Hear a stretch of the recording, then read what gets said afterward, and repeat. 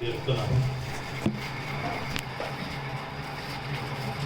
10 నుండి 12 వచ్చిన కీర్తన 66 10 వచ్చిన నుండి 12 వచ్చిన. దేవా, నీవు మమ్మను పరిశీలించి ఉన్నావు,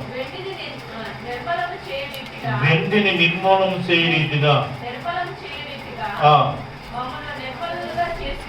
మమ్మను నిర్మలుగా చేసి ఉన్నావు. నీవు బందీ గృహంలో మమ్మను ఉంచితివి, మా నడుముల మీద గొప్ప భారము పెట్టితివి. నరులు మా నెత్తి మీద ఎక్కునట్లు చేసితివి. మేము నిప్పులలోను నీళ్ళలోను పడితివి. అయినను నీవు సమృద్ధి గల చోటికి మమ్ము రప్పించి ఉన్నావు. దేవుని స్తోత్రం. పరిశుద్ధుడైన ప్రభావించిన వందనాలు. సర్వాధికారి, సర్వోన్నతుడ, మహాధికారి, మహాగణుడైన తండ్రి, చదవబడిన వాక్యాన్ని దీవించండి, ఆశీర్వదించండి. నీ వాక్యము ద్వారా నాతోను మాతోను మందరితో మీరు మాట్లాడి నీ నామాన్ని బట్టి మహిమ తెచ్చుకుంటారని యేసు పరిశుద్ధ నామమున ఈ ప్రార్థన అడుగుతున్నాను తండ్రి, ఆమేన్. అయినను నీవు మమ్మను సమృద్ధి కలిగిన చోటికి మమ్మను రప్పించితివి. అయినను నీవు సమృద్ధి గల చోటికి మమ్మను రప్పించి ఉన్నావు. అయినను నీవు సమృద్ధి గల చోటికి మమ్మను రప్పించి ఉన్నావు. నేర్పిల్లారా, ప్రధాన గాయకుడికి దావీదు పాడిన పాట ఇజ్రాయేలు గురించి చక్కని విషయాలు ఇందులో పరిశుద్ధాత్మ దేవుడు రాశాడు. దేవా, నీవు మమ్మను పరిశీలించి ఉన్నావు, వెండిని నిర్మలము చేయు రీతిగా మమ్మను నిర్మలమును చేసి ఉన్నావు. నీవు బందీ గృహములో మమ్మను ఉంచితివి, మా నడుముల మీద గొప్ప భారము పెట్టితివి. నరులు మా నెత్తి మీదకి ఎక్కినట్లు చేసితివి. మేము నిప్పులలోను నీళ్ళలోను పడితిమి. మేము నిప్పులలోను నీళ్ళలోను పడితిమి. నీవు మమ్మల్ని పరిశీలించి ఉన్నావు ప్రభా, వెండిని నిర్మూలన చేయ రీతిగా మమ్మల్ని నిర్మూలన చేసి ఉన్నావు. దేవుని ప్రేమ ఎంత గొప్పదో చూడండి పిల్లరా. దేవుని పిల్లలను దేవుడు అరణ్యములో కళాశాల ఇజ్రాయేలుకు పెట్టాడు, యోబుకు పెట్టాడు, దావీదుకి, ఇస్సాకుకి, యోసేపుకి, యాకోబుకి, ఏమంటే పితరులకు, రాజులకి, ప్రవక్తలకు, ఆదిమ సంఘానికి, తన పిల్లలైన ప్రతి ఒక్కరికి కూడా పిల్లరా దేవుడు చక్కని పాఠాలు నేర్పించాడండి. శ్రమలనే పాఠాలు, పరీక్ష అనే పాఠాలు, పరిశోధన అనే పాఠాలు. ఎందుకంటే దేవుడు తన పిల్లలకు నేర్పించి ఉన్నాడు. దేవుని పిల్లలు శ్రద్ధగా ఆ పాఠాలు నేర్చుకోవాలండి. అందులో అనుభవాన్ని సంపాదించాలి. దేవునికి దగ్గరస్తులుగాను సమీపస్తులుగాను ఉండటానికి మనం నేర్చుకోవాలని వాక్యం చెప్తుందండి. చూడండి, ఎందుకంటే వాళ్ళకి ఎన్ని శ్రమలంటే పిల్లారా, దేవా నీవు మమ్మను పరిశీలించి ఉన్నావు. ఏం చేశాడంటే పరిశీలించావు. మంచివాడా కాదా, నా కుమార్తె మంచిదా కాదా, విశ్వాసం ఉన్నదా లేదా, నమ్మకం ఉన్నదా లేదా, ప్రేమ ఉన్నదా లేదా, ఆత్మీయత ఉన్నదా లేదా, పరిశోధన, పరిశీలన. వెండిని నిర్మలము చేయు రీతిగా మమ్మల్ని నిర్మలం చేశావు నాయన. బందీ గృహములో మమ్మల్ని ఉంచావు, బండకాల్లో మమ్మల్ని ఉంచావు, బాధల్లో మమ్మల్ని ఉంచావు. మా నడుముల మీద గొప్ప భారం పెట్టావు నాయన. గొప్ప భారం, నడుముల మీద భారం, భుజాల మీద భారం, గుండెల్లో భారం, బందీ గృహంలో భారం. ఏమండి, నీళ్ళలోను నిప్పుల్లోనూ మమ్మల్ని పడేసావు కదా నాయన. నీటిలో పడ్డాం, నిప్పుల్లో పడ్డాం. ఇదంతా నీ సెలవే కదా, నీ సిద్ధమే కదా. ఎన్ని బాధలు ప్రబంధన పిల్లారా. పరువు కాడి కింద హింస, శ్రమ, ఇబ్బంది, భోజనం లేనప్పుడు మరణ, విలాపన, అంగలార్పు. ఆకలి చూసిన దేవుడు అరణ్యములో మమ్మలను పరిశోధించి శోధించి ఆహారం లేకుండా చేసిన దేవుడు, మొరపెట్టినప్పుడు ప్రార్థించినప్పుడు మన్నాను కురిపించిన వాడు, నీళ్ళు లేక గొంతు ఎండినప్పుడు మేము ప్రార్థించిన దినాలున్నాయి ప్రభా. బండ నుండి సముద్రం అంత నీటి ప్రవాహాన్ని రప్పించి మా దాహాన్ని తీర్చిన దేవుడు ప్రభా. ఎన్నో బాధలు, ఎన్నో శ్రమలు, ఎన్నో ఇబ్బందులు, ఎన్నో శ్రమలు పొందిన, ఎన్నో బాధలు పొందిన, ఎన్నో ఇబ్బందులు పొందిన, బండి గృహాల్లో ఉన్న ఆటంకాలు వచ్చిన, శ్రమలు వచ్చిన, నిందలు వచ్చిన, అవమానాలు వచ్చిన, ఏమండి మరణాలు వచ్చిన, వ్యాధులు వచ్చిన, మేము నిప్పుల్లోనూ నీళ్ళలోనూ పడిన, అయినను ఇన్ని బాధలు అనుభవించిన, ఇన్ని శ్రమలు అనుభవించిన, ఇన్ని కష్టాలు అనుభవించిన, ఇన్ని శోధనలు అనుభవించిన, ఇన్ని పరీక్షలు అనుభవించిన, ఇన్ని పరిశోధనలు అనుభవించిన, అయినను ఎంత బాధపడినా, ఎంత ఇబ్బంది పడినా, ఎన్ని కరువులు వచ్చినా, ఎన్ని కాటకాలు వచ్చినా, ఎన్ని అవమానాలు వచ్చినా, ఎన్ని అగసాట్లు వచ్చినా, అయినను మమ్మల్ని విడిచిపెట్టలేదయ్యా. సమృద్ధి కలిగిన చోటికి నీవు మమ్మను రప్పించి ఉన్నావు. ఎంత ప్రేమ కలిగిన వాడు, ఎంత దయ కలిగిన వాడు. ఎన్ని శ్రమల్లో ఉన్నా, ఎన్ని పరిశోధనలో ఉన్నా, ఎన్ని పరీక్షల్లో ఉన్నా, ఏమంటే ఎన్ని ఆటంకాల్లో ఉన్నా, కరువులో ఉన్నా, ఖడ్గములో ఉన్నా మేము నశించిపోలేదు, మేము నాశనం కాలేదు, మేము నీకు దూరం కాలేదు, మేము ఇబ్బంది అయిపోలేదు ప్రభా, మేము నవ్వులు పాలైపోలేదు నాయన, మేము ఎగటాలి పాలవలేదు నాయన, మమ్మలను విడిచిపెట్టలేదు తండ్రి. అయినాను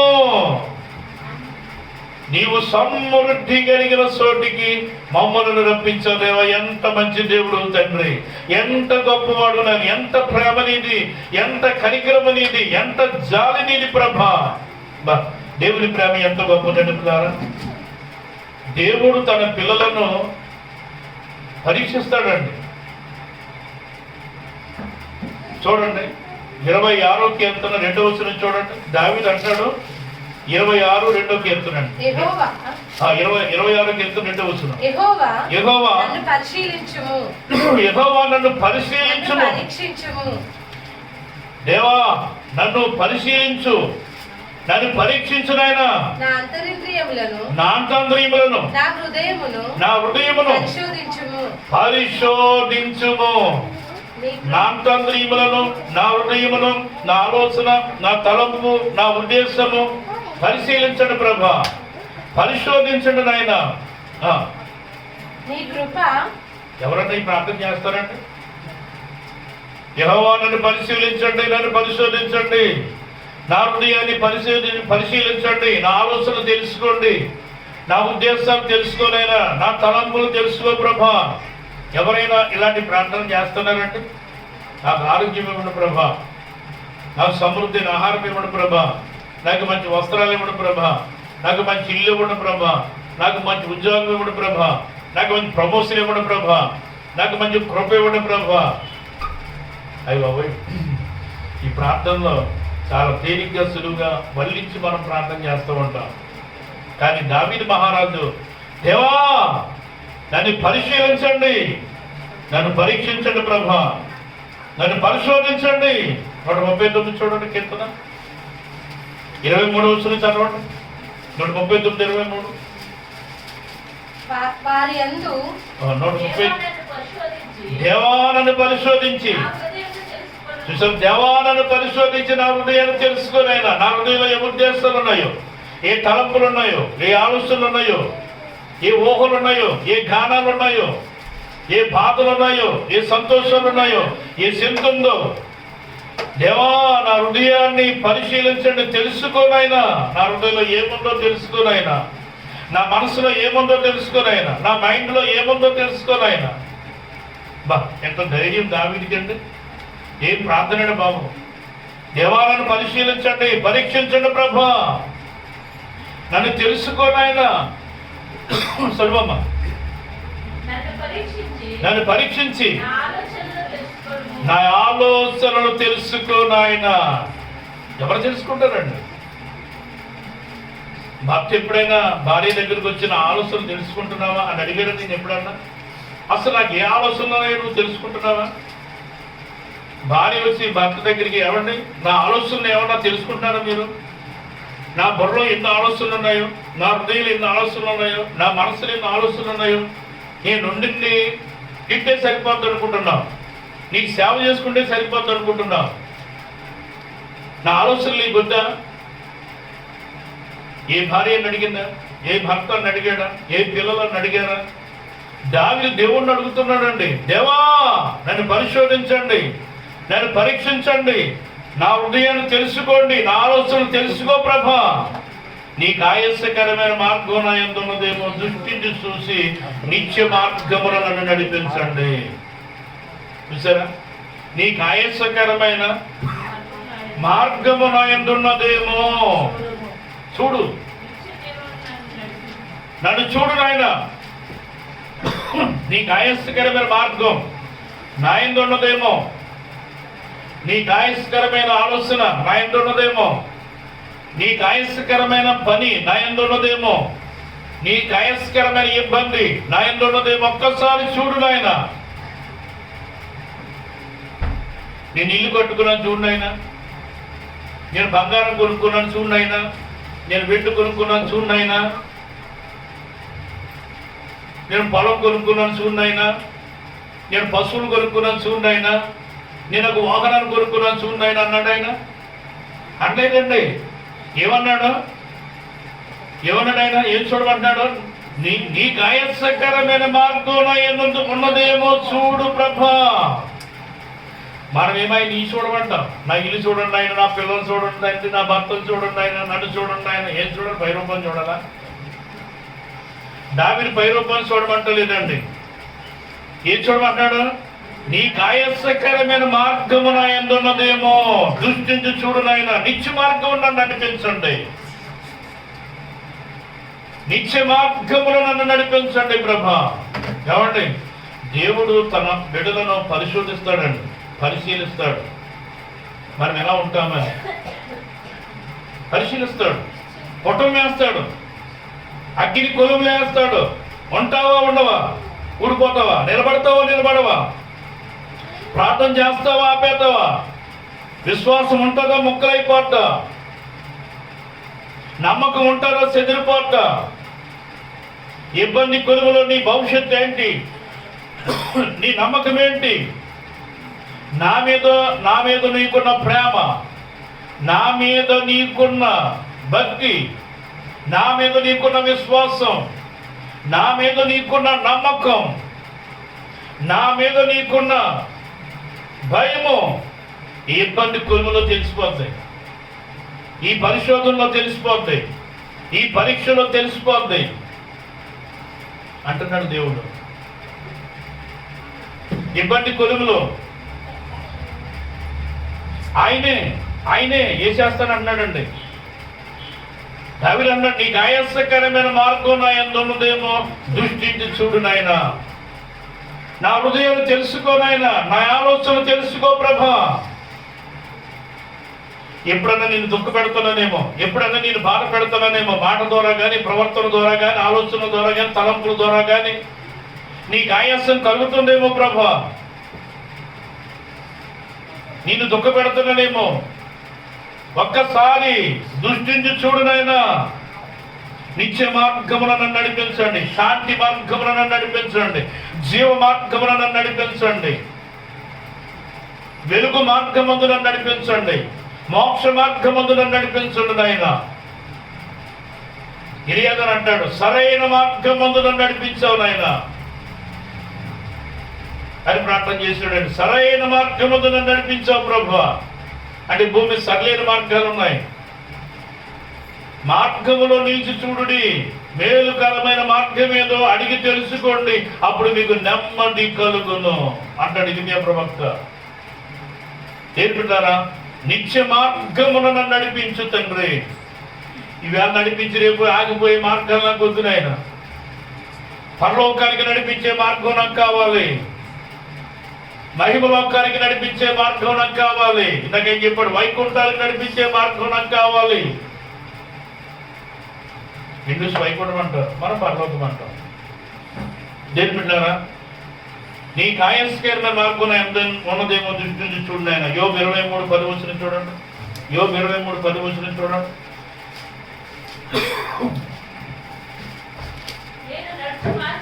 నేను నడుసు మార్గము ఆయనకి తెలుసు. ఆయన నన్ను శోధించిన తరువాత అబ్బో నేను బంగారం వలె కనపడుతున్నాను ఆయనకి. నేను నడుసు మార్గం ఆయనకి తెలుసు. ఎవరు నడిచే మార్గం అంటే యోబు నడిచే మార్గం దేవుడికి తెలుసు అంటండి. అయ్యో ఎంత దగ్గర అయిపోయాడు యోబు దేవుడికి. చూడండి, యోబు దేవునికి ఎంత దగ్గర అయిపోయాడో, ఆయన మనసు యోబుకి ఎంత దగ్గర అయిపోయిందో చూడండి. అంటే యోబు మనసు దేవుని మనసులో కలిసిపోయిందండి. యోబు ఆలోచన దేవుని ఆలోచనలో కలిసిపోయిందండి. యోబు తలంపులు దేవుని తలంపుల్లో కలిసిపోనియండి. యోబు అడుగు జాడలు దేవుని అడుగు జాడల్లో కలిసిపోనియండి. యోబు ప్రేమ దేవుని ప్రేమలో కలిసిపోయిన ప్రభునందరి పిల్లరా, ఇలాంటి పిల్లలు దేవునికి కావాలి. నేను నడుచు మార్గము ఆయనకు తెలియను. నేను ఎక్కడికి వెళ్తున్నానో నీకు తెలియదు అంటాడు ఒకసారి భర్త. నా దేవుడు తెలుసు నేను ఎక్కడికి వెళ్తున్నానో, నేనేం చేస్తున్నానో నీకు తెలియదు, నా దేవుడు తెలుసు నేనేం చేస్తున్నానో అంటాడు. డాడీ మీకు తెలియదు, మేమేం చేస్తున్నామో దేవుడికి తెలుసు అంటారు పిల్లలు ఒకసారి. యోబు అంటున్నాడు, నేను ఎక్కడ నడుస్తున్నాను, ఎలా నడుస్తున్నాను, నా నడక దేవునికి తెలుసు. దావీదు అంటాడు, అందుకనే నిత్య మార్గములో నన్ను నడిపించు ప్రభా. నా మార్గం నా దేవునికి తెలుసు. తెలుసండి, మన మార్గం దేవునికి తెలవాలి. ఎందుకంటే నేనే మార్గం అన్నాడు ఆయన. నేనే మార్గం, నేనే సత్యం, నేనే జీవం. యోబు అన్నాడండి, నేను నడుసు మార్గము నా దేవునికి తెలుసు. చదువమ్మ మాట. ఆయనకి తెలియను, ఆయన నన్ను శోధించిన తర్వాత నేను బంగారం వలె కనపడుతున్నాను. బొగ్గులా మారిపోలేదు, కొట్టిలా మారిపోలేదు, లోకంలో మారిపోలేదు, పాపంలో మారిపోలేదు, అబద్ధంలో మారిపోలేదు, అన్యాయంలో మారిపోలేదు, అక్రమంగా మారిపోలేదు, లోకంగా నేను మారిపోలేదు. దేవుడికి నేను దూరం కాలేదు, దేవుడిని నేను విడిచిపెట్టలేదు, దేవుడిని నేను మర్చిపోలేదు. బంగారం వలె నేను కనపడుతున్నాను నా దేవునికి. ఎప్పుడు కనపడ్డాడంటే శోధించిన తర్వాత, శోధింపబడిన తర్వాత, శోధింపబడిన తర్వాత అయినను ఎంత శోధింపబడినా, ఎంత పరీక్షించినా, ఎంత పరిశీలించినా, ఎన్ని శ్రమలలో గానుగులో నన్ను వేసి తిప్పిన, రోట్లో వేసి నన్ను దంచిన, అరణ్యములో నన్ను తిప్పిన, ఆకలితో నన్ను మార్చిన, నీళ్లతో నన్ను దాహముతో పెట్టిన, ఎన్ని బాధలు నాలో వచ్చిన, ఎన్ని శ్రమలు నాకు అప్పగించిన, అయినను నేను దేవుని విడిచిపెట్టలేదు, అయినను నేను దేవుని మర్చిపోలేదు, అయినను నేను దైవ సన్నిధిని మర్చిపోలేదు. అయినను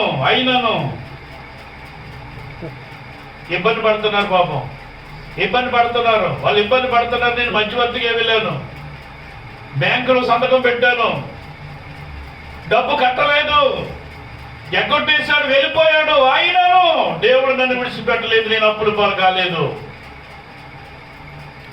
ఇద్దరు కొట్లాడుకుంటున్నారు, వెళ్ళాను విడతేద్దామని వాళ్ళిద్దరూ కలిసి నన్ను సిద్ధ కొట్టారు, గాయపరచబడ్డాను. అయినను నేను చచ్చిపోలేదు, సజీవంగానే ఉన్నాను, ఆరోగ్యంగానే ఉన్నాను.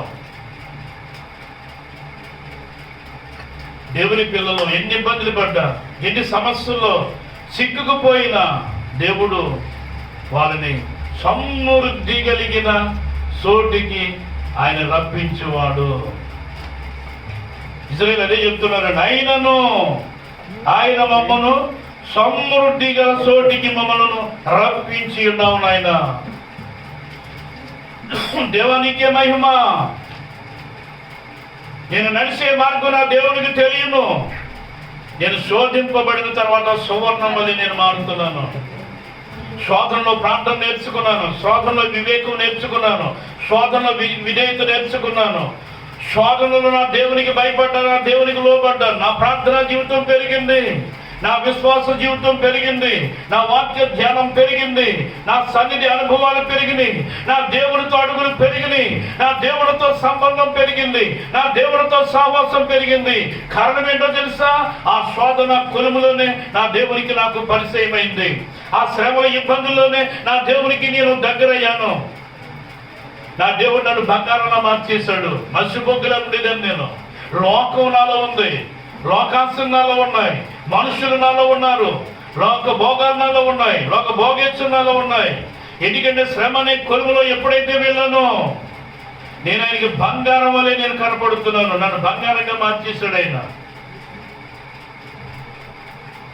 అయినను పశువులు సరిపోయినాయి, అయినను పిల్లలు సరిపోయారు, అయినను భార్య ద్వేషించింది, అయినను పని వాళ్ళందరూ వెళ్ళిపోయారు, అయినను స్నేహితులు దూరం అయిపోయారు, అయినను బంధువులు దూరం అయిపోయారు, అయినను నా శరీరం సిలుకుపోయింది, అయినను పురుగులు పట్టాయి, అయినను సీని రక్తం కారుతుంది, అయినను నిద్ర లేదు, అయినను భోజనం లేదు, అయినను నా దేవుడు సమృద్ధి కలిగిన చోటికి మమ్మల్ని రప్పించాడు.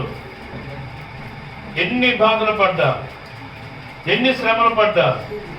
చూడండి యోబు గ్రంథం 42 10వ వచనం చూడండి. మరియు యోబు తన స్నేహితుల నిమిత్తం ప్రార్థన చేసినప్పుడు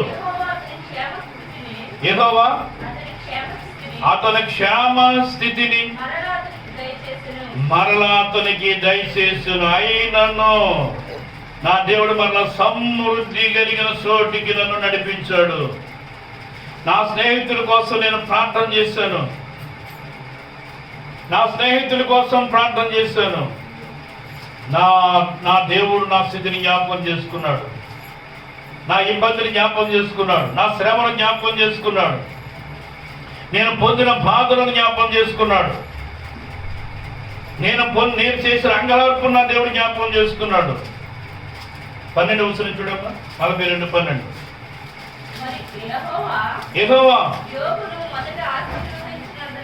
యెహోవా యోబును మొదట ఆశీర్వదించిన దానికంటే మరి అధికముగా ఆశీర్వదించెను. సమృద్ధి కలిగిన చోటికి నన్ను నడిపించేస్తున్న దేవుడు. అయినను ఎన్ని బాధలు పడినా, ఎన్ని కష్టాలు పడినా, ఎన్ని ఇబ్బంది కులములు నేను అనుభవించినా యెహోవా నా మొదటి స్థితి కంటే అధికముగా దేవుడు నన్ను ఆశీర్వదించాడు. మొదట నా పిల్లలు సౌందర్యవంతులు, అంతకంటే ఎక్కువ సౌందర్యమైన పిల్లలు దేవుడు నాకు ఇచ్చాడు. కొన్ని జతల ఎడ్లు రెట్టింపు జతలు ఇచ్చాడు, రెట్టింపైన పంట ఇచ్చాడు, రెండంతల ఆశీర్వాదాన్ని ప్రభు నాకు అనుగ్రహించాడు. సమృద్ధి కలిగిన చోటికి నన్ను నడిపించాడు. చాలా మంది సాక్ష్యం చెప్తూ ఉంటారు, దేవుడు సమృద్ధి కలిగిన జాబులకు దేవుడు నడిపించాడు. దేవుని స్తోత్రం. చక్కని విశాలతైన సమృద్ధి కలిగిన ఇంటిలోకి దేవుడు నడిపించాడు. దేవునికి స్తోత్రం. సమృద్ధి అయిన ఆహారంలోనికి దేవుడు నన్ను నడిపించాడు, సమృద్ధి అయిన ఐశ్వర్యంలోనికి నన్ను నడిపించాడు, సమృద్ధి అయిన క్షేమంలోనికి నన్ను నడిపించాడు. దేవానికి స్తోత్రం. నాయన ఎంతమంది సాక్ష్యం చెప్పట్లేదు? దేవుడు ఈ లోక సమృద్ధి ఎలా ఉంటుంది, రేపు పొద్దున ఉండదండి.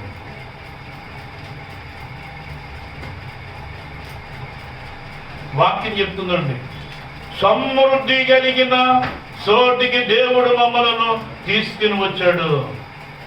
ఎక్కడికి వెళ్ళాడంటే, ఎక్కడ తీసుకెళ్ళిపోయాడంటే అరణ్యములో తిప్పి తిప్పి తిప్పి తిప్పి కళాశాల పెట్టి 40 సంవత్సరాలు 42 మజిలీలు చేసిన తర్వాత కాబట్టి పాలు తేనెలు ప్రవహించే దేశానికి దేవుడు నడిపించాడు. ఎంత గొప్పవాడవై నువ్వు. 40 సంవత్సరాలు బాధ పెట్టావయ్యా, 40 సంవత్సరాలు ఇబ్బంది పడ్డావయ్యా. ఆ పరో చేతి కింద 430 సంవత్సరాలు ఎత్తపడ్డాం. ఎన్ని బాధలు, అరణ్యంలో బాధలు, పరో కాడి కింద బాధలు, అన్ని బాధలే. మా ఆలోచన బట్టి, మా తలంపులు బట్టి, మా ఉద్దేశాలను బట్టి, మా సలుగుడు బట్టి, మా ఇక తిరుగుబాటును బట్టి, మాట వినని కారణాలను బట్టి, అవిధేయతను బట్టి, అవిశ్వాసాన్ని బట్టి, అల్ప విశ్వాసాన్ని బట్టి, స్వల్ప విశ్వాసాన్ని బట్టి ఎన్ని బాధలు మేము అనుభవించామో, ఎన్ని కష్టాలు మేము అనుభవించాము. అయినా దయచూపి సమృద్ధి కలిగిన చోటికి నీవు మమ్మలను తోడుకుని వచ్చావు ప్రభా. నీకు స్తోత్రం నాయన అన్నారండి ఇశ్రాయేలు. ఆ పాలు తేలిన ప్రపంచే దేశానికి చేరిన తర్వాత మోషే ఆ నీటి దగ్గర, మెరీబా దగ్గర, ఆ కొండ దగ్గర నన్ను నువ్వు మహిమపరచలేదు, నా నామం ఘనత పొందలేదు, అవమానపరిచారు, ఇబ్బంది పెట్టారు. మోషే నీవు ఆ కొండ మీద మృతి పొందుతావు, ఆ కొండ మీద ఉండి, ఎందుకంటే ఆ దేశాన్ని చూస్తావే తప్ప దానిలో నువ్వు ప్రవేశింపలేవు అన్నాడు మోషే తోటి.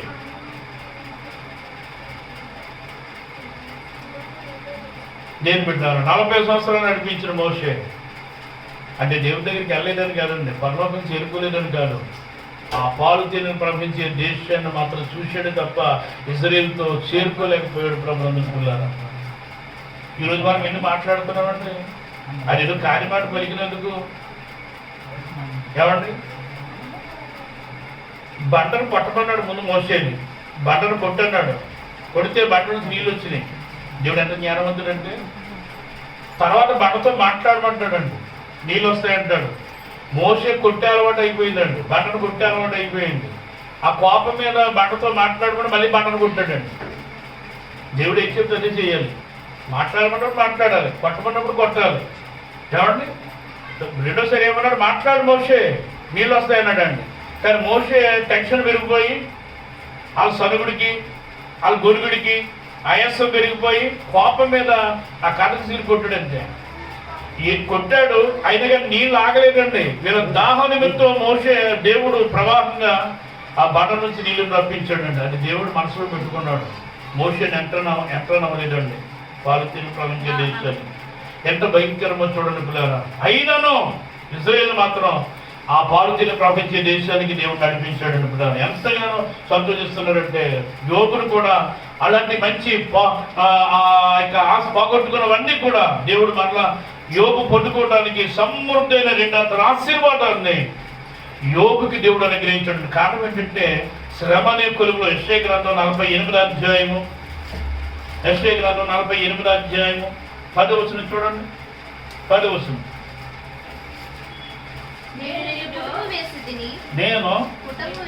నేను పుటము వేసి తిని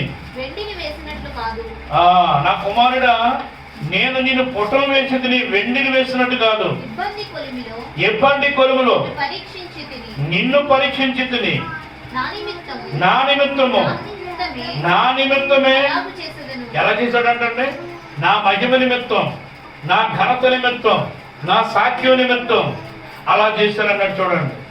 నేను నిన్ను పుటము వేసి తిని. ఒకసారి మన బలకింతలు వస్తే ఎన్నిపోతే తెలుసంటే దేవుని మహిమ కోసమే. ఆయనే ఇస్తాడు బలకింతలు మనకి. ఆయనే ఆ ఇబ్బందిని కొలువులో పడేస్తాడు. ఉంటాడా, ఊడిపోతాడా, ఉంటాదా, ఊడిపోద్దా, నిలబడతారా, నిలబడరా.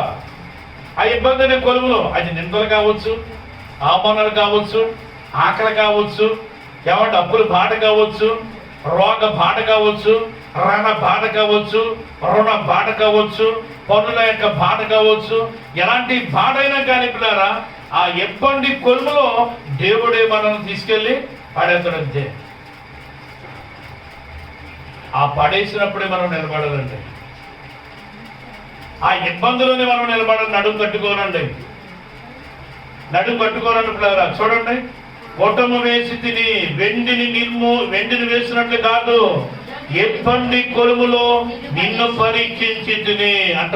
ఎంత ఇబ్బంది వచ్చేసింది భాషరా, ఎంత ఇబ్బంది అండి బాబు. అయ్యి బాబు, ఇబ్బంది నా జీవితంలో చూడలేదండి. ఇలాంటి ఇబ్బంది, ఈ సంవత్సరంలో పడిన ఇబ్బంది, ఈ నెలలో పడిన ఇబ్బంది, ఈ వారంలో పడిన ఇబ్బంది, ఆ రోజున పడిన ఇబ్బంది, జీవితంలో ఎప్పుడు ఆ ఇబ్బందులు నువ్వేమైపోతున్నావు, నేనేమైపోతున్నాను? ఇబ్బందులో దేవుని వైపు చూస్తున్నామా? ఇబ్బందులో దేవుని మహిమపరుస్తున్నామా? ఆ కొలువులో దేవుని గణపరుస్తున్నామా? పాటలు పాడుతున్నామా? ప్రార్థన చేస్తున్నామా? ఆరాధన చేస్తున్నామా? సాక్షిగా ఉంటున్నామా? ఆ ఇబ్బంది కొలుములోనే బైబిల్ పట్టుకుని పరిగెడుతున్నామా? ఆ ఇబ్బంది కొలుములోనే దేవుడితో నడవగలుగుతున్నామా? ఆ ఇబ్బంది కొలుములోనే సాక్షిగా మనం ఉండగలుగుతున్నామా? ఆలోచించండి పిల్లారా. నేనే ఆ ఇబ్బంది కొలుములో నిన్ను వేశాను, నా నామము ఎవరిది చూడు, నా నిమిత్తమే అలాగ చేసేదును, నా నామము అపవిత్రపరచబడనేలా, నా మహిమను ఎవరికి నేను ఇచ్చేవాడును కాను, నీకు తప్ప అన్నట్టు చూడండి. ఎవ్వరికి నేను ఇచ్చేవాడును కాను, నీకు తప్ప. నా నిమిత్తమే ఎలా చేశారు అంటున్నాడండి. ఎవడు దేవుడే చేసినప్పుడు మనకెందుకు బాధ? దేవుడే చేసినప్పుడు ఎందుకు బాధపడతావు? దేవుడా కొలుములు వేసినప్పుడు ఎందుకు దిగులు పడతావు? ఎందుకు దేవుడికి దూరం అయిపోతాం? ఏమండి వినాలి, చిన్న బాధ వస్తే మనం తట్టుకోలేమే. కొండంత ఆశీర్వాదం ఇస్తే మాత్రం అనుభవించేద్దాం, లక్షలు తలపించేద్దాం. తులాలు బంగారం ఇస్తే వేసేసుకుంటాం. మంచి భవన్ని కట్టించేసి అందరూ నివాసం చేసేద్దాం. ఒక కారు ఇచ్చేస్తే డ్రైవింగ్ చేసి హాయిగా వెళ్ళిపోతాం వేసుకుని. ఒక బండి ఇచ్చేస్తే అప్సలంలో అయిపోతాం. ఎవరి చిన్న బాధ ఇస్తే మాత్రం కదలం, ఎక్కడికి కదలం, ఇల్లు చూపెట్టం. ఆలోచించండి పిల్లలు. అంటే దేవుడిచ్చే ఆశీర్వాదం అనుభవిస్తావు కానీ దేవుడిచ్చే బాధను మాత్రం అనుభవించలేవే. అవసరమైతే దేవుడిని విడిచిపెట్టేద్దాం, ప్రార్థనైనా విడిచిపెట్టేద్దాం, వాక్యాన్ని విడిచిపెట్టేద్దాం. ఆ బాధలోనే నిమగ్నమైపోయి ముక్కలైపోతాం. కానీ యోబట్టాడండి, నేను బంగారం వలె సిద్ధపరచబడ్డాను. ఆ కొలుగులో చూడండి, నా నిమిత్తమే ఎలా చేస్తాడంటాడు. ఒకసారి మనం ఏం చేస్తామని దేవుడు మనం పరీక్ష పెడతాడు. వినాలండి, మనం అడుగులు వేస్తామా ఆగుతామా? పరీక్ష. ఏం చేస్తావు నువ్వు? బైబిల్ పట్టుకు మరి మంచి చీర కట్టుకుంటాం, బైబిల్ చక్కర పెట్టుకుంటాం, మంచి చెట్టు పడతాం. ఈలోగా సాతాను మీ ఆయనలో దూకుతాడు. ఎక్కడికి ఉండేవా? నేను చెప్పాను చేసావా? నేను అన్నది ఉండేవా? ఇప్పుడే వచ్చాను, నేను రాత్రితో నాకు నిద్ర లేదు. ఎక్కడ బయలుదేరు? 2 శివట్లు వేసాడు అనుకోండి, దేవానికి సూత్రం వచ్చేస్తావా? చెప్పండి. ఏమండి, దేవుడు అలాగే అంటుంటే ఇబ్బందులు. ఒకసారి భార్యలో ప్రవేశిస్తాడు, ఒకసారి భర్తలో ప్రవేశిస్తాడు, ఒకసారి పిల్లల్లో ప్రవేశిస్తాడు, ఒకసారి పక్కల్లో ప్రవేశిస్తాడు.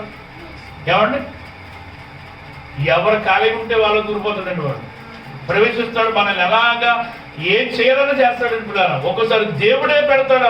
సాతాను దేవుడే అప్పగించేస్తాడు సాతానికి. రకరకాల పరీక్షలు ఉన్నాయండి మనకి. ఇబ్బందులలో నేనన్నట్టు నేనే ఏం చేశాను? ఎందుకు? నా మహిమ నిమిత్తము. వినండి, నా మహిమను ఎవరికి ఇచ్చేవాడును కాదు నేను, నీకు తప్ప. అంటే దేవుడి మహిమ ఏంటనుకుంటారు మీరు? బాధలండి. బాధలు అనిపిస్తేనే దేవునికి మహిమండి. బాధల్లో విజయం పొందితేనే దేవునికి మహిమండి. బాధల్లో నిలబడితేనే దేవునికి మహిమండి. కష్టాల్లో నిలబడితేనే దేవునికి మహిమండి. శ్వాసంలో నిలబడితేనే దేవునికి మహిమండి. పరీక్షలో నిలబడితేనే దేవునికి మహిమండి. ఏమండి, ఇబ్బంది కొలుములో వెయ్యబడితేనే దేవునికి మహిమండి. తన పిల్లలను ఎన్ని బాధలు అనిపించారంటే, అయినను సమృద్ధి కలిగిన చోటికి నీవు మమ్మలను రప్పించి ఉన్నావు తండ్రి. పొద్దునంత ఎంత బాధపడ్డారు, సాయంకాలం చూసి ఎంత బాధ, ప్రాణం హాయమంటుంది. అబ్బా దేవుడు నిజంగా ఎంత గొప్పవాడు. ఆయన ఎవరనుకున్నాడండి? ఎండలో ఎంత సువార్త ప్రకటించేసాను, చెమట పెట్టేసి అలాగే ఎండలో కూర్చొని సరసెట్టి ఏంటి నీడేంటి బాబు, ఎంత గొప్పవాడు ఆయన, ఎంత సలదనం ఇచ్చి ఇప్పుడు పుట్టించేసావు నాయన. ఓహో, అంత సంతోషం ఉందా నీకు? సరే, నీ సంతోషం అది కరెక్టే కాదని నేను చూస్తాను అన్నాడండి. చూసి అలా పంపించాడంటే ఒక పురుగుని మొత్తం ఆకలిని కొట్టేసింది. ఎండ నీడంతా పోయిందండి, సరదనం అంతా పోయిందండి. భయంకరమైన ఎండ పొర మీదకి దిగిందండి. అప్పుడు దాకా దేవానికి మహిమ, దేవానికి స్తోత్రం, దేవానికి స్తుతులన్న యోన ఏమన్నాడంటే అండి, ఎంతవరకు చాలు, నా ప్రాణం తీసుకో, బతుకుడు కంటే చావటం మేలన్నాడంతే యోన. చూసారా యోన విశ్వాసం ఎలాగైపోయిందో? ఇబ్బంది కొలువు రాగానే, శ్రమల కొలువు రాగానే మహిమ వెళ్ళిపోయింది, శుద్ధి వెళ్ళిపోయింది, ఆరాధన వెళ్ళిపోయింది, ప్రార్థన వెళ్ళిపోయింది. ఏమొచ్చిందంటే సావటం మంచిది. ఏం మంచిదంటే సావటం మంచిది. బాధలు వస్తే సరిపోవటం మంచిది, నిందలు వస్తే సరిపోవటం మంచిది, అప్పులు పెరిగిపోతే సరిపోవటం మంచిది, ఆరోగ్యం పడిపోతే సరిపోవటం మంచిది, ఇంట్లో ఏమి లేకపోతే సరిపోవటం మంచిది, అనుకూలం జరగకపోతే సరిపోవటం మంచిది. ఎంత భయంకరమైన మైండ్ అంటే మనుషులు ఎందుకనండి. అంటే కష్టపడితే సరిపోవాలా అంటే అందులో ఉండకూడదా? చంపితే మనం దేవుడిని చంపేయాలి తప్ప మనం సాగకూడదు. దేవుని స్తోత్రం, హల్లెలూయా. ప్రభువుని పిల్లల దేవుడిచ్చిన మహాకృపను బట్టి నా మహిమ నిమిత్తమే నేను అలా చేశాను. నా మహిమను నేను ఎవ్వరికి ఇచ్చేవాడును కాను. దేవుని మహిమ అంటే ఎవరికి ఇవ్వడంటే ఎవరికి ఇవ్వాలని ఆలోచిస్తాడు. యోగుకి ఇవ్వాలనుకున్నాడు, ఇచ్చేసాడు. అబ్రహాంకి ఇవ్వాలనుకున్నాడు, ఇచ్చేసాడండి. ఒక కుష్ఠరోగికి ఇవ్వాలనుకున్నాడు, ఇచ్చేసాడండి. ఒక ఇస్సాక్కి ఇవ్వాలనుకున్నాడు, ఇచ్చేసాడండి. ఒక యోసేపుకి ఇవ్వాలనుకున్నాడు, ఇచ్చేసాడండి. ఒక యాకోబుకి ఇవ్వాలనుకున్నాడు, ఇచ్చేసాడండి. ఒక రూతుకి ఇవ్వాలనుకున్నాడు, ఇచ్చేసాడండి. ఒక ఎస్తేరుకి ఇవ్వాలనుకున్నాడు, ఇచ్చేసాడండి. ఒక అక్షయ్కి ఇవ్వాలనుకున్నాడు, ఇచ్చేసాడు. ఒక శారాకి ఇవ్వాలనుకున్నాడు, ఇచ్చేసాడండి. చూసారా? ఈ ఎవరికి ఆయన మహిమ ఇవ్వాలనుకున్నాడో వాళ్ళకి ఇచ్చేసాడండి. ఎవరికి ఇవ్వలేదు. నా మహిమ నిమిత్తమే నేను ఎవరికి ఇవ్వాలో ఆలకిస్తాను కానీ మరొకరికి ఇచ్చేవాడును కాను. కాబట్టి నీ దీవుడు నాకెందుకు వస్తుందండి బాబు? నాకుండే దీవుడు నాకు ఉంటుంది, నీకుండే దీవుడు నీకు ఉంటుంది. నేను అలాగైపోవాలంటే నేను ఇలాగే ఉంటాను. అలాగెందుకు అవుతుంది? నేను ఎలాగ ఉండాలో దేవుడు నన్ను ఎలా చేసాడు అలాగే ఉంటాను. ఏదో పులిని చూసి నక్క వార్తలు వేసుకున్నట్టు కొంతమంది, ఎందుకంటే నేను కూడా అలాగే అయిపోవాలి, నేను కూడా ఎలా అయిపోవాలి, నేను కూడా అలా వెళ్ళిపోవాలి, నేను కూడా అలా వెళ్ళిపోవాలనుకుంటాడు మనుషుడు. ఒకసారి అలాగే ఎదుగుతామండి, అలాగే ఎదుగుతామండి మనం పట్టుకొని పెంచి తప్ప. దేవుడు మనల్ని ఎలాగ ఎదగాలనుకున్నాడో అలాగే ఎదుగుతాడు చేస్తాడండి. మనం ఎక్కడ ఉండాలో అక్కడే ఉండాలని వాక్యం చెప్తుందండి ప్రభువుని పిల్లలు. అది వీళ్ళు అంటున్నాడు, అయినాను ఎన్ని బాధలు అనిపించినా, ఎన్ని శ్రమలు అనిపించినా సమృద్ధి కలిగిన చోటికి నీవు మమ్మలను నడిపించవు తండ్రి. ఎంత నెమ్మది కలిగింది. నేను చెప్తున్నానండి, ఈ లోక సంబంధమైన సమృద్ధులు నీకు నడిపిస్తాడు ఒకసారి, చాలా సంతోషం. కానీ వాటిల్లోనే ఉండిపోకుండా పిల్లరా సమృద్ధైన ప్రార్థన జీవితంలోనికి మనం రావాలి, సమృద్ధైన వాక్యంలోనికి మనం రావాలి, సమృద్ధైన విశ్వాసంలోనికి మనం రావాలి, సమృద్ధైన నమ్మకంలోనికి మనం రావాలి, సమృద్ధైన ఆత్మలోనికి మనం రావాలి, సమృద్ధైన మహిమలోనికి మనం రావాలి, సమృద్ధైన కృపలోనికి మనం రావాలి. దేవుడు అలాగే మనం తీసుకురావాలి. ప్రభువుని పిల్లలు చూడండి, దేవుడు యొక్క వాక్యం చూపిస్తాను మీకు. యేసుకేలు గ్రంథం 31వ అధ్యాయము. యేసుకేలు గ్రంథం 31వ అధ్యాయము 5వ వచనం చూడండి. కాబట్టి అది ఎదిగి పొలములోని చెట్లన్నిటికంటే చెట్లన్నిటికంటే ఎత్తుగలదాయను. దాని శాఖలు బహు విస్తారములాయను. సమృద్ధిగా ఉన్నందున నీళ్లు సమృద్ధిగా ఉన్నందున దాని సిగుళ్ళు పెద్ద కొమ్మలాయను. నీళ్లు సమృద్ధిగా ఉన్నందున ఏమున్నాయంటే నీళ్లు సమృద్ధిగా ఉన్నాయంటండి. నీళ్లు సమృద్ధిగా ఉన్నాయంటండి. ఉన్నందున ఆ యొక్క వృక్షం ఎదిగిందండి, సిగులు పెరిగినాయి, సిగులు పెద్ద కొమ్మలాయని. మన సాక్ష్యం పెరగాలి, మన ప్రార్థనా జీవితం పెరగాలి, ఆత్మవిశ్వాసం పెరగాలి, దేవుడితో సావాసం పెరగాలి, దేవుడితో అనుబంధం పెరగాలి, దేవుడితో సంబంధం పెరగాలి, మన సిగులు పెరగాలి, కొమ్మలు పెరగాలి, ఫలాలు పెరగాలి, ఆత్మ పెరగాలి. అప్పుడండి గొప్పతనం. దేవుని యొక్క వాక్యం చెప్తుందండి, నీళ్లు సమృద్ధిగా ఉన్నందున దేవుడు సమృద్ధి అని నీళ్ళు ఇస్తాడండి. సమృద్ధి అయిన వాక్యం, నీళ్లు వాక్యానికి సాదృశ్యం అండి. ఎక్కడైతే వాక్యం ఉంటుందో అక్కడ పిల్లలు బాగుంటారండి, ఆత్మీయత బాగుంటుందండి, విశ్వాసం బాగుంటుందండి, నమ్మకం బాగుంటుందండి. వాక్యం ఉంటే సరిపోయిందో తినాలి కదా, కష్టం అన్నం చేసి సరిపోయిందో తినాలి కదండి. బలం రావడానికి కొంతమంది గేలుకు చేస్తారండి, కొంతమంది కారం ఎక్కువైందంటారు, కొంతమంది పులుపు ఎక్కువైందంటారు, కొంతమంది సప్పకుండా అంటారు, ఉప్పు తక్కువైందంటారు, ఉప్పు ఎక్కువైందంటారు. పెట్టి తిండ్రా నాకు అది లేదు ఇది లేదు, మసాలా తక్కువైందంటారు కొంతమంది, మసాలా ఎక్కువైందంటారు కొంతమంది.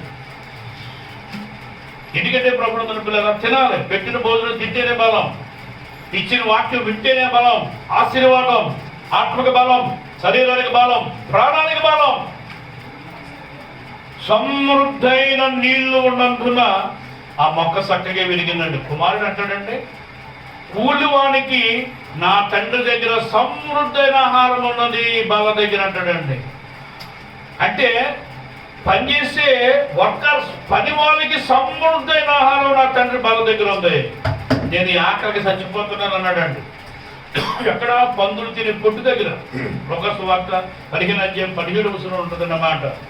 నా తండ్రి దగ్గర సమృద్ధైన ఆహారం ఉన్నది, నేను ఇలా భోజనం చేయాలి, సమృద్ధి కలిగిన చోటికి నేను వెళ్ళిపోవాలి, సమృద్ధిగా ఇచ్చే నా తండ్రి దగ్గరికి నేను వెళ్ళాలి.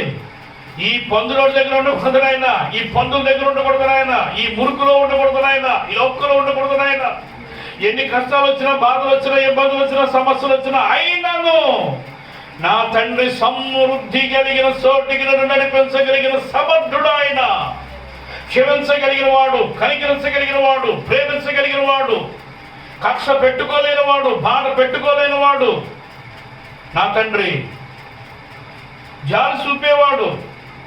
ఒకసారి చూడండి, విశ్వాసులు అద్భుతంగా ఉంటారు, మంచి బలంగా ఉంటారు. ప్రార్థన, విశ్వాసం, నమ్మకం, వాళ్ళు ఇవ్వటం, చేయటం, రావటం, వినటం, పాడటం, ఆరాధించటం అద్భుతంగా ఉంటాయి. ఒక పాపి, తప్పిపోయినవాడు, వెళ్ళిపోయినవాడు, చెదిరిపోయినవాడు, ఆస్తి ఖర్చు పెట్టేసినవాడు, దుర్వ్యాపారంలో పాడు చేసినవాడు, నశించిపోయినవాడు, నరకాలకు దగ్గరైనవాడు, పనికిరానివాడు, నిందించబడినవాడు, అవమానపరచబడినవాడు, యాలన చేయబడినవాడు, ఎగతాళి చేయబడినవాడు, లోకం మనుషులు విడిచిపెట్టబడినవాడు తండ్రి దగ్గరికి వచ్చాడు అనుకోండి, కూర్చున్న బలమైన విశ్వాసుల కంటే రెట్టింపైన దీవుల్లో ఆయన ఇస్తాడని దేవుడు. మీరు నమ్మారు?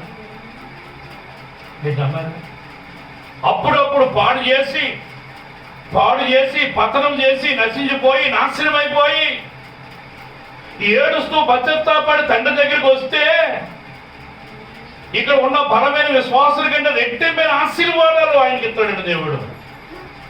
అప్పుడు ఈ విశ్వాసులు ఏమవుతాడంటే కుళ్ళుకుపోతారు. ఏమైపోతాడంటే కుళ్ళుకుపోతారు, అసూయ పడతారు, తండ్రి మీద కొల్లారి చేస్తారు. నువ్వు ఎంతో మంచోడు అనుకున్నాను, ఎలాంటివాడువా, నేను ఎంత నమ్మకం ఉంటున్నా, ఎన్ని పాటలు పాడుతున్నాం, ఎన్ని వాక్యాలు చదువుతున్నాం, ఎంత వాక్యం వింటున్నాం, ఎంత నిలబడుతున్నాం, కష్టాలు వచ్చినప్పుడు, బాధలు వచ్చినప్పుడు, సుఖాలు వచ్చినప్పుడు ఎంత పని చేస్తున్నాం. మాకు ఈ దీవెన, వాడు ఆస్తంతో పాడు చేసుకొచ్చాడు, అన్ని నాశనం చేసుకొచ్చాడు, వాడికి ఇటు బ్లెస్సింగా, ఇటువంటి సంబరమ, ఇటువంటి సందడ, ఇటువంటి పార్టీయా. పెద్ద కొడుకు అసూయ పడిపోయి బొమ్మలు వెళ్ళిపోవాలనుకున్నాడు బయటికి. బుద్ధిహీనుడా, నీ తమ్ముడు సరిపోయి బ్రతికాడురా, తగ్గిపోయి తిరిగి వచ్చాడు నాయన. ఎందుకు అసూయ పడుతున్నావు, ఎందుకు దుఃఖపడుతున్నావు, ఎందుకు బాధపడుతున్నావు? వాడు మంచిగా ఉంటే నీకు ఇష్టం కాదా? వాడు బాగుంటే నీకు ఇష్టం కాదా? వాడు సమృద్ధిగా ఉంటే నీకు ఇష్టం కాదా? వాడికి అన్ని ఇవ్వటం నీకు ఇష్టం కాదా? చూసారా తండ్రి ప్రేమ ఎంత గొప్పదంటే, ఎన్ని బాధలు పడినా ప్రభా, భోజనం లేకపోయినా, ఆస్తి ఖర్చు పెట్టేస్తున్నా, ఇష్టం వచ్చినట్టుగా పాడు చేస్తున్నా, అయినాను సమృద్ధి కలిగిన నా తండ్రి బాధ దగ్గరికి, నా తండ్రి నన్ను తోడుకుని వచ్చేదేవా నీకు స్తోత్రం అన్నాడు తప్పని కుమారుడు. ఎంత గొప్ప ఆశీర్వాదం పిల్లారా. మనం ఎన్ని బాధలు పడ్డా, ఎన్ని కష్టాలు పడ్డా, మన తండ్రికి ఎలాంటి ప్రేమ అంటే, సమృద్ధి కలిగిన చోటికి ఒక రోజు నువ్వు కోరిన రేవుకి నడిపిస్తాడు, నువ్వు కోరిన భవిష్యత్తు నీకు ఇస్తాడు, కోరిన లైఫ్ నీకు ఇస్తాడు, కోరిన పరిస్థితి నీకు చేస్తాడు, ఆశించినట్టుగా దేవుడు నీకు ఇస్తాడు, ప్రార్థించినట్టుగా దేవుడు నీకు ఇస్తాడు, కనిపెట్టినట్టుగా దేవుడు నీకు ఇస్తాడు, ఆలోచించినట్టుగా దేవుడు నీకు ఇస్తాడు, ఏడ్చినట్టుగా దేవుడు నీకు ఇస్తాడు, పశ్చాత్తాపడినట్టుగా దేవుడు నీకు ఇస్తాడు.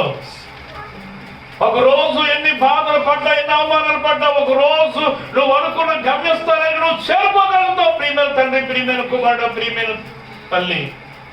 ఎందుకంటే ఎన్ని బాధలు పడ్డా కానీ సమృద్ధి కలిగిన చోటికి దేవా నువ్వు మమ్మల్ని నడిపించావు నాయన, విడిచిపెట్టలేదయ్యా, సిగ్గుపరచలేదు, అవమానపరచలేదు నాయన. నీ మహిమ నిమిత్తము, నా దీవెన నిమిత్తం ప్రభా సమృద్ధి అయిన స్థలానికి నన్ను తోడుకుని వచ్చావు ప్రభా. ఇబ్బంది కులుములో ఉన్నా, శ్రమల కులుములో ఉన్నా, పరీక్షలో ఉన్నా, పరిశోధనలో ఉన్నా అయ్యా నేను నిలబడ్డాను ప్రభా. చెదిరిపోలేదు, మొక్కలైపోలేదు నాయన. జడ్జిట్లో వేసిన మొక్కలైపోలేదు నాయన. గింజగానే ఉన్నాను, కిందకి రాలిపోలేదు. గింజగానే ఉన్నాను. వాడు ఎంత జల్లించినా గిరగర తిప్పినా, హైదరాబాద్ అంతా తిప్పినా, బొంబాయి అంతా తిప్పినా, మద్రాస్ అంతా తిప్పినా, వెస్ట్ అంతా తిప్పినా, ఈస్ట్ అంతా తిప్పినా, ఎక్కడ తిప్పినా, ఎలా తిప్పినా, ఎంతమందిలో తిప్పినా నేను రాలిపోలేదు నాయన. గింజగానే ఉన్నాను జన్నిట్లో, నీ మహిమ నిమిత్తమై. అంటే ఈ రోజు నన్ను సమృద్ధి కలిగిన స్థలానికి నువ్వు నన్ను నడిపించావు ప్రభా. నడిపించనివ్వండి దేవుణ్ణి. మీరు నడిచిపోకండి, నడిపించనివ్వండి. నిలబడండి.